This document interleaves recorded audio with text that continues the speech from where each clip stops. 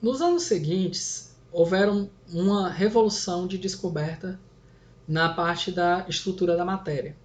Um desses contribuintes foi esse cientista aqui chamado de Ernest Rutherford, certo? Ernest Rutherford, ele trabalhava junto com Marie Curie, certo? Que tinha acabado de descobrir elementos radioativos, que eram elementos que se desintegravam gerando novos elementos. Dentre esses elementos, Rutherford pegou para estudar um chamado de polônio. O polônio era conhecido por emitir um determinado tipo de radiação chamado de partículas alfa. As partículas alfa eram positivas e se deslocavam aproximadamente a 15% a 15 mil quilômetros por segundo, certo?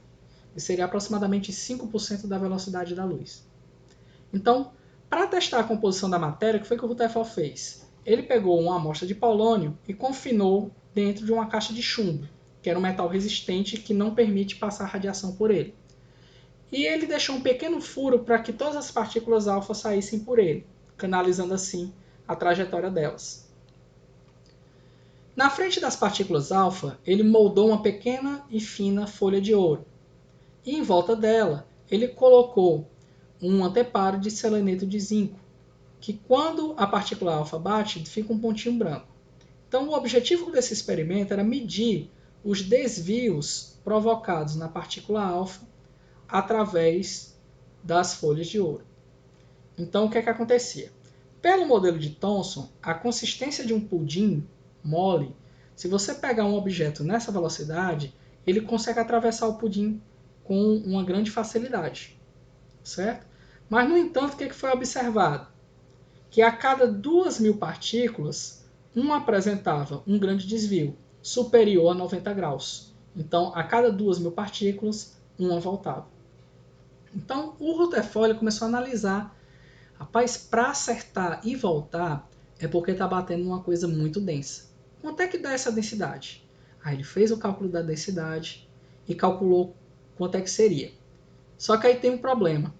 A massa da folha de ouro teria que ser muito maior do que ela realmente era.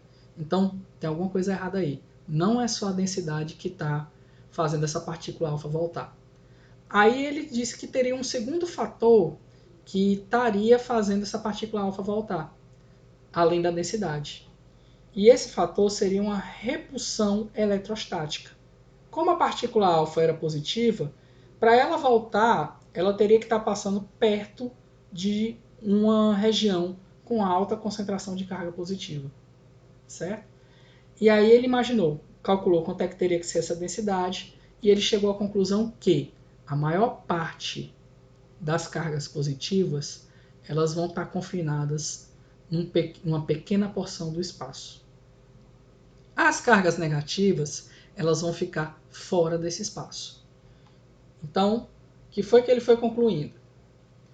Que essa concentração de cargas positivas vai ficar numa região conhecida como o núcleo do átomo, onde esse núcleo tem que ser positivo, denso e pequeno. Positivos e densos o suficiente para fazer a partícula alfa voltar, e pequeno porque a probabilidade de você acertar era 1 a cada 2.000 vezes. Então, você teria que os elétrons ficariam onde? Numa região chamada de eletrosfera, que seria um grande espaço vazio. Por quê? Porque a dimensão da eletrosfera era muito maior do que o tamanho do núcleo. Seria cerca de 10 elevado a quinta vezes maior do que o núcleo. Para vocês terem noção de tamanho, seria como se fosse o núcleo tamanho de uma maçã e a eletrosfera tamanho do estádio do Castelão, certo? Aqui do Ceará. Então, o modelo de Rutherford é conhecido como modelo planetário, onde você tem um núcleo, que funcionaria como se fosse o Sol, e os elétrons ficariam girando em torno do núcleo, certo? Então, com isso, a gente termina a nossa revisão da parte de modelos atômicos. Valeu, galera!